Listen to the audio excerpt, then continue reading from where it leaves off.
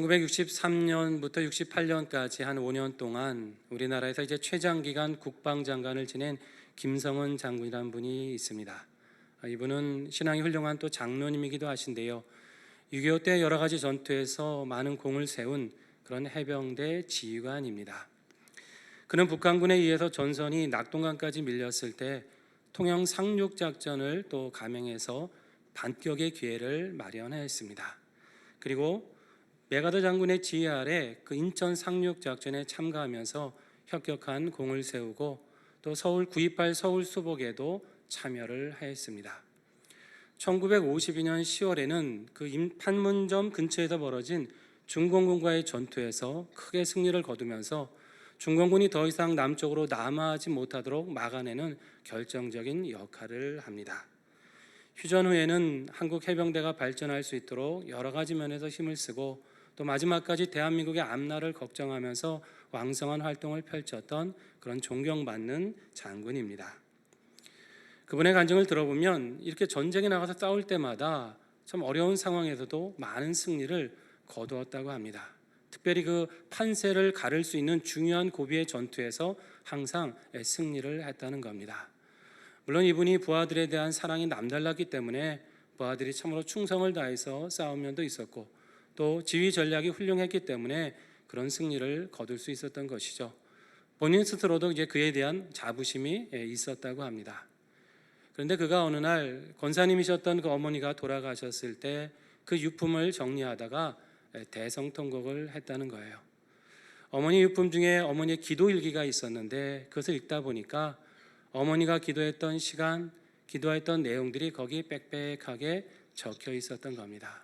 읽다가 보니까 아들이 전투에 나가서 싸울 때마다 어머니는 그 제목을 놓고 아들을 위해서 또 부대가 승리할 수 있도록 그 시간마다 빼놓지 않고 기도를 하신 겁니다. 그때의 승리가 내 힘이 아니었구나. 하나님 도와주셨고 어머니의 이 기도가 있어서 내가 승리했구나. 뒤늦게 그것을 깨닫고 통곡을 한 것이죠. 치열한 전투에서 승리하려면 여러 가지 조건이 맞아야 되죠. 군사도 훈련이 잘 되어 있어야 되고 무기도 우수해야 됩니다. 후방에서 지원하는 보급도 잘 이루어져야 되는 거죠. 무엇보다 싸움을 하고 있는 이 군사들의 사기, 이 정신무장이 잘 되어 있어야 됩니다. 여기에 뛰어난 전술을 이끌어갈 수 있는 지휘관이 있다고 하면 금상첨화인 것이죠. 그렇지만 이 모든 준비가 다 되었으면 항상 전투에서 이기고 승리하는 걸까요? 그렇지 않을 때도 오히려 많다는 겁니다. 분명 군사도 우수했고 무기도 더 나았는데 패배하는 전쟁이 있습니다. 그런가 하면 모든 것이 열악했는데 그것을 극복하고 승리를 가져오게 되는 그런 전투도 있다고 하는 것이죠. 거기에 전략이 달랐을 수도 있고 또 여러 가지 예상하지 못한 변수가 생기면서 객관적인 상황을 얼마든지 뒤엎을 만한 일들이 있었다고 하는 겁니다. 여러분, 우리는 어떤 시각에서 이것을 바라봐야 될까요? 하나님께서 분명히 인생의 그 역사 속에 개입하시고 승리하게 하신 것을 우리는 기억해야 합니다. 인간이 모든 걸 갖추고 준비하고 나간다 할지라도 하나님이 승리케 하실 때만이 그 모든 전투에서 이길 수 있다고 하는 것이죠. 오늘 본문에 보면 하나님이 승리케 하신 바로 그 사건이 나오는데요. 8절에 이렇게 말씀합니다. 그때에 아말렉이 와서 이스라엘과 르비딤에서 싸우니라. 아말렉이 이스라엘을 공격했는데 그때에 아말렉이 쳐들어왔다는 겁니다. 어느 때일까요? 바로 그 앞에 보시면 이스라엘이 광야에서 물이 없어 헤맬 때 하나님께서 반석에서 물이 나게 하셔서 마신 바로 그 후에 이런 얘기인 겁니다. 우리가 아시는 대로 하나님이 이스라엘을 이제 광야길로 인도하시잖아요. 먹을 것도 부족하고 마실 물도 부족한 곳이죠.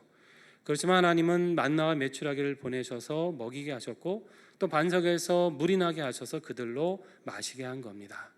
참 어떻게 보면 인생의 큰 기적을 체험한 감격의 순간이요 기쁨의 순간 아닙니까? 바로 그때 아말렉이 쳐들어왔다는 거예요. 참 신앙생활도 비슷하지 않습니까? 우리가 좀 은혜 받고 하나님의 능력을 체험하고 이제 내가 좀 말씀대로 살아야겠다, 이제는 하나님 뜻대로 살아야지, 그러면 엉뚱한 데서 이렇게 시험이 찾아와서 그 은혜를 놓치게 하는 그런 때가 있는 것이죠. 이스라엘이 지금 그런 겁니다. 한창 은혜 받고 좋아할 때 아말렉의 공격을 받은 거예요. 아말렉은 야곱의 그 형이었던 에서, 바로 에서의 후손입니다.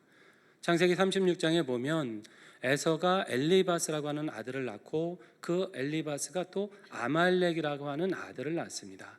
바로 이 아말렉의 후손들이 한 민족을 지금 이루고 있었던 겁니다. 이들은 시나이 반도에서 유목 생활을 하면서 살았던 민족입니다. 아마도 이스라엘이 이렇게 자기네 땅 근처로 지나가니까 혹시나 우리 땅을 빼앗을까, 아마 그게 두려운 나머지 먼저 선제 공격을 한 것인지 모르겠습니다. 이들은 지금 오랫동안 이 광야 생활을 했기 때문에 아주 이곳 전투에 익숙한 사람들입니다. 나름 훈련도 잘 된 사람들이고 무엇보다 이곳 지형을 잘 알던 사람인 것이죠. 반면에 이스라엘은 어떻습니까? 이제 겨우 애굽에서 갓 탈출해 나온 노예 출신 아닙니까? 훈련 한번 제대로 받은 사람도 없고 변변한 무기조차 없던 사람들입니다. 여러분, 이게 싸움이 되겠습니까? 이게 어떻게 됩니까? 근데 9절에 보니까 이렇게 말씀합니다.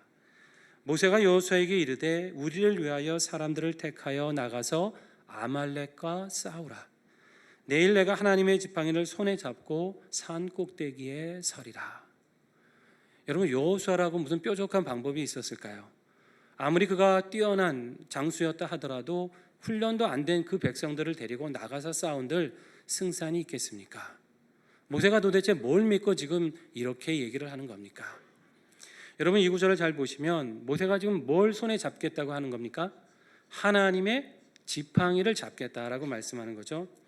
예, 우리말로는 이게 이제 하나님의 지팡이 이렇게 돼 있지만 원래 히브리 원문에 보면 글자 하나가 더 들어가 있습니다. 하나님의 그 지팡이를 손에 잡겠다는 겁니다. 그 지팡이. 여러분, 모세에게 있어서 그 지팡이가 어떤 지팡이인 줄 아시죠? 처음에는 그저 평범한 양치는 지팡이였습니다. 그런데 하나님이 떨기나무에서 부르실 때 애굽에 가지 않겠다고 막 모세가 고집을 부리잖아요. 근데 하나님이 그 지팡이를 던지라 하니까 어떻게 됩니까?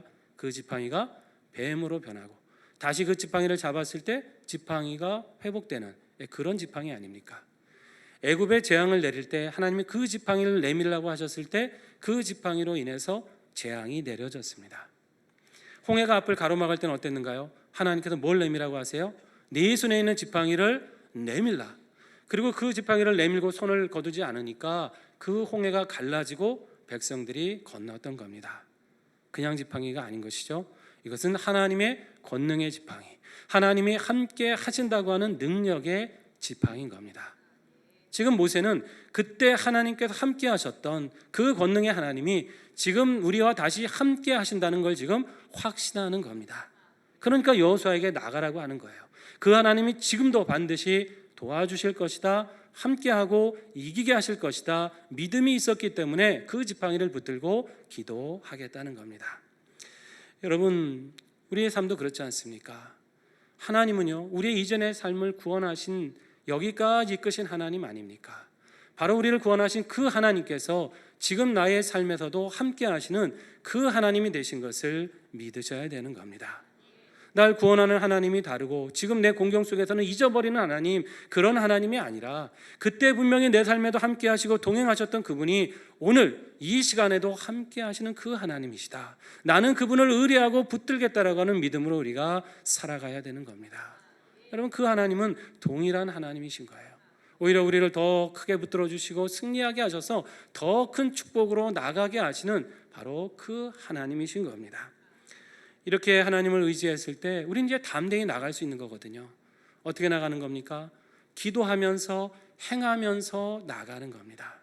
여기 9절을 다시 보시면 모세가 여호수아에게 뭐라 그러는 거예요? 너는 나가서 싸우라는 겁니다. 군사들을 데리고 싸우러 나가라는 거예요.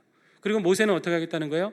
그 지팡이를 들고 산 꼭대기에 서겠다는 겁니다. 모세는 기도하고 여호수아는 나가서 전투를 감행하라는 겁니다.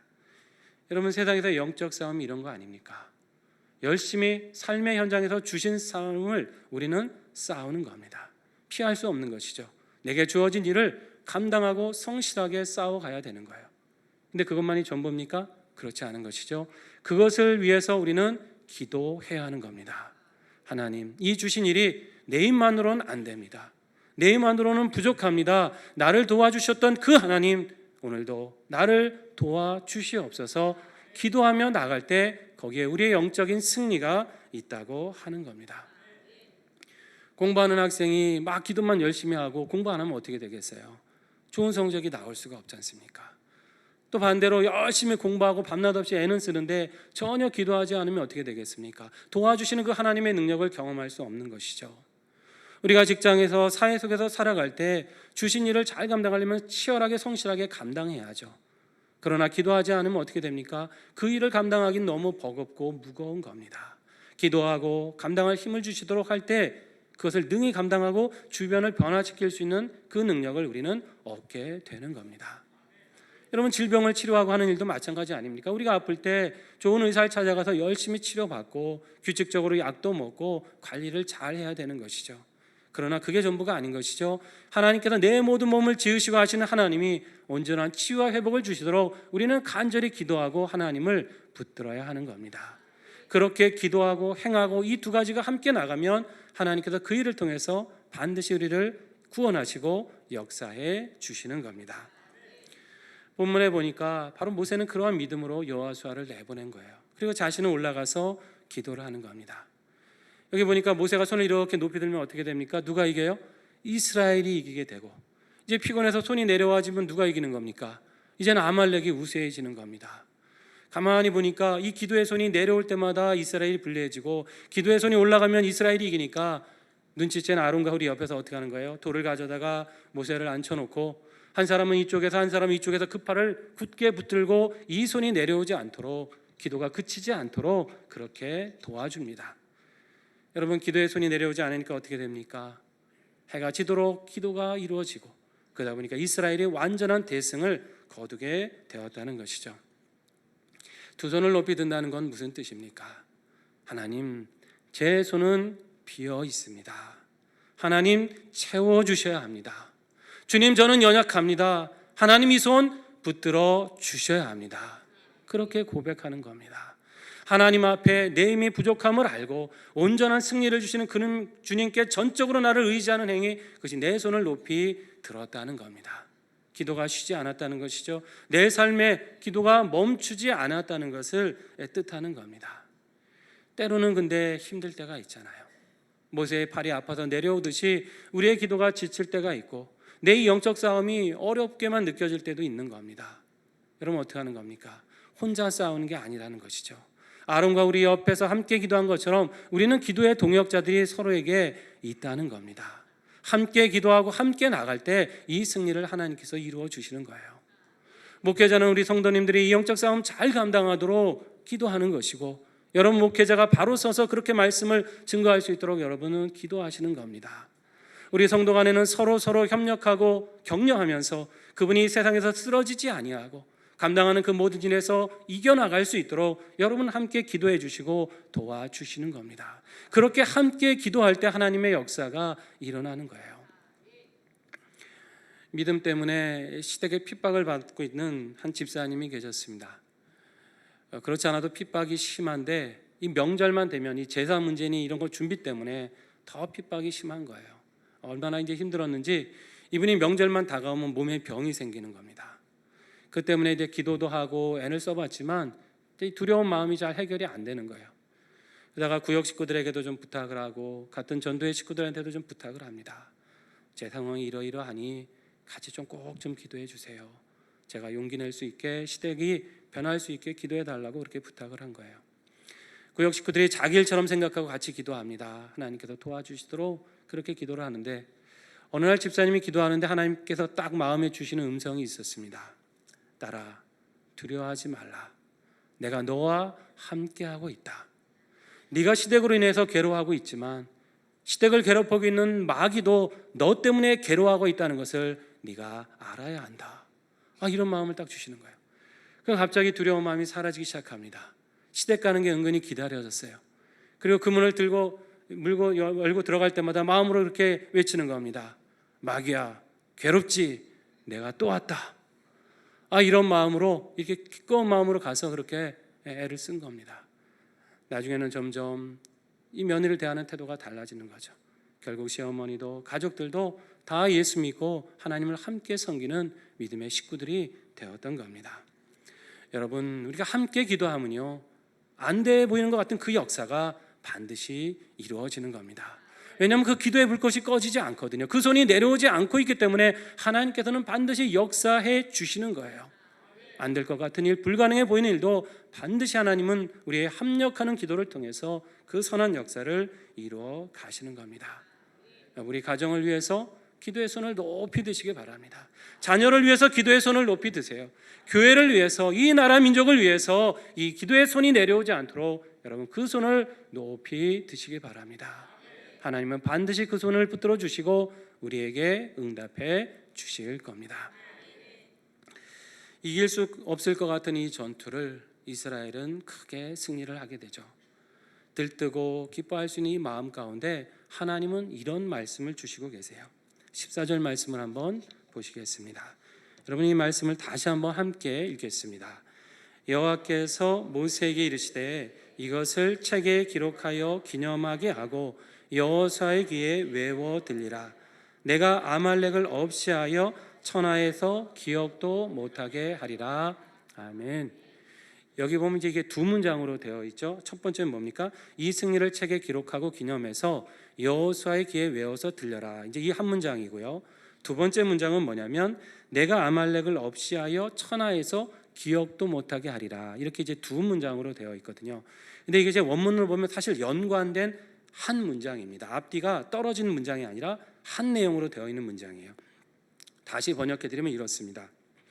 이것을 책에 기록하여 기념하게 하고 여호수아의 귀에 외워 들려야 한다. 왜냐하면 나 여호와가 아말렉과 싸워 이겨서 그들을 도말하였기 때문이다. 이게 한 문장인 거예요. 여호수아의 귀에 이 말씀을 귀에 못이 박히도록 들리게 하라는 거예요. 새겨지도록 하라는 겁니다. 왜냐하면 이 승리가 여호수아에게 있지 않고 누구에게? 하나님께 있음을 이제 완전히 마음밭에 새겨서 그렇게 기억하고 알라고 하는 겁니다. 진정한 승리를 주시는 분이 하나님이시라는 것을 알라는 거예요. 이 말은 뭘 뜻하는 겁니까? 앞으로 장차 가나안 땅에서 수없이 싸워가야 될 전투 속에서도 승리하게 하시는 분이 누구라는 거예요? 하나님이시라는 것을 귀에 못이 박히도록 가슴판에 새겨지도록 들리라고 하는 겁니다. 여러분 이거 하나님께서 당신을 나타내시기 위해서 그렇게 말씀하는 겁니까? 그게 아닌 거예요. 이 말씀은 지금 여호수아에게는 너무나 그 어떤 군대보다 강력한 힘이 되는 겁니다.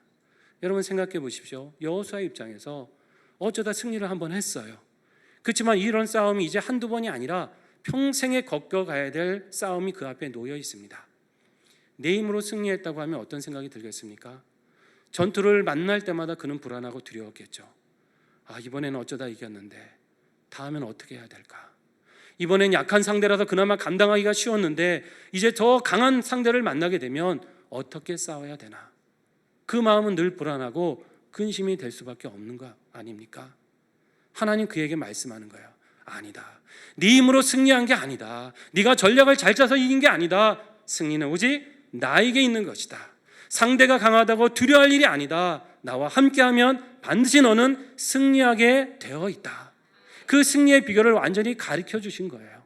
그러니까 여호수아 입장에서는 이제 매번 전투가 있을 때마다 승리하게 하신 하나님만 의지하면 이길 것을 알기 때문에 그에게는 두려움이 아니라 담대하게 그 전쟁터로 나아갈 수 있다는 겁니다. 여러분 바로 이 말씀이 우리도 귀에 못이 박히도록 듣고 또 새겨서 깨달아야 되는 겁니다. 내 인생의 모든 싸움에서 승리는 내게 있는 것이 아니다. 그 말은 무엇입니까? 하나님만 의지하면 그분이 승리하게 하신다. 고로 나는 두려워할 것이 없고 오직 나는 하나님만 의지하면 된다라는 믿음으로 살아가라는 겁니다. 이 사람이요 참 힘들고 어려울 때는 주님을 막 의지하다가도 일이 좀 풀리고 된다 싶으면요 또 금세 잊어버리는 게 우리 인생이에요. 여러분 그렇지 않으세요? 열심히 막 기도했습니다. 막 안 될 것 같은 일도 간절히 매달려 갖고 이제 어느 순간 응답을 받아요. 그러면 감사한 마음도 있겠지만은 어느새 그보다는 내 수고에 대한 뿌듯함이 더 마음에 자리를 차지하고 있는 겁니다. 자녀가 이제 막 수험생이에요. 그래서 열심히 기도하시잖아요. 막 여기저기 기도 부탁도 하고 안 나오던 막 새벽 기도도 나오면서 막 기도를 합니다.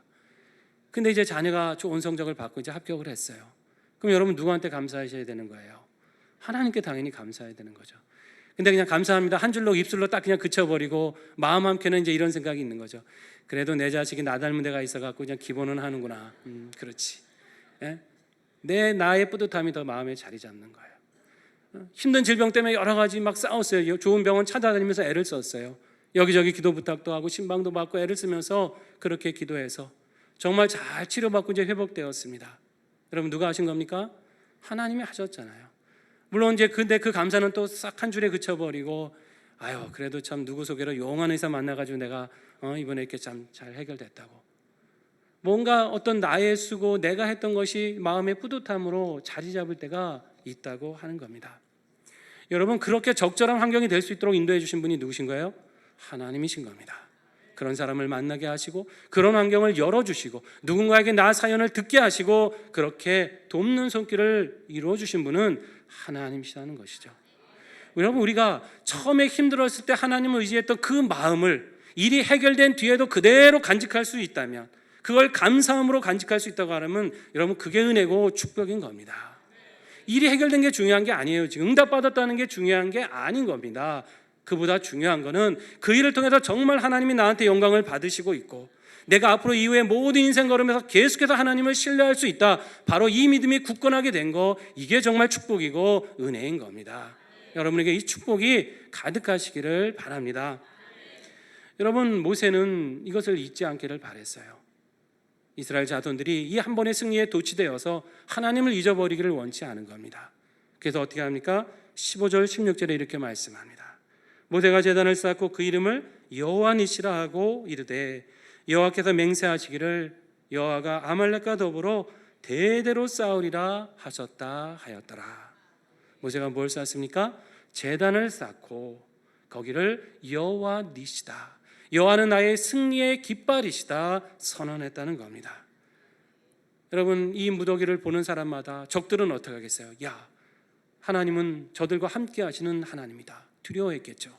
이스라엘 백성은 어떤 마음이 들었겠습니까? 그 돌무더기를 볼 때마다 하나님이 우리와 함께 하셔서 승리하게 하신다, 늘 그들에게는 승리의 깃발이 됐다는 겁니다.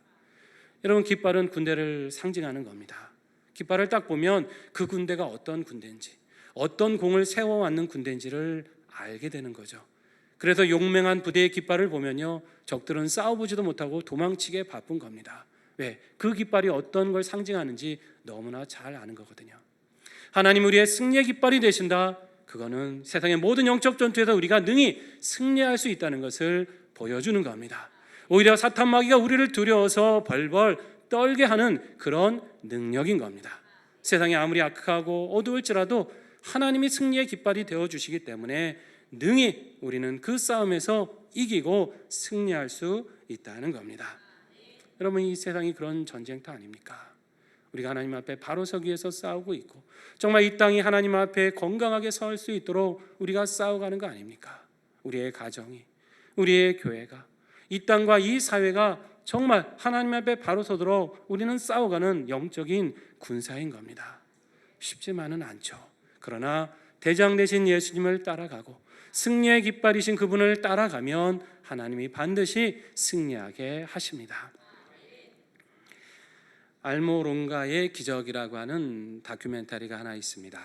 알모롱가는 과테말라라고 하는 나라에 있는 인구의 2만 명 채 안 되는 아주 작은 도시입니다. 이 도시는요, 마약과 알코올 중독, 또 여러 가지 우상 숭배 때문에 아주 죄악이 가득하고 어둠에 잠긴 그런 도시였습니다. 길거리에 가보면 마약과 술에 찌든 사람들이 그대로 그냥 늘어져 있고 하도 싸움이 많이 일어나서 그 도시에 감옥이 4군데가 있었는데 차고 넘쳐가지고 죄수들을 다른 도시로 이송해야 되는 그런 지경에까지 이르렀습니다. 나름 제 정치인과 공무원들 중에서는 좀 이 도시를 좀 어떻게 잘 해보려고 그렇게 이제 애를 쓰는 사람도 소수 있었는데 너무나 이 타락이 심하니까 도저히 손을 쓸 수가 없었습니다. 그런데 이런 도시가 지금은 80%가 넘는 사람들이 예수를 믿고 교회에 나오는 도시가 되었습니다. 36개가 됐던 술집이 거의 문을 닫고요, 마약과 폭력이 사라지면서 4곳의 감옥도 다 폐쇄가 되었습니다.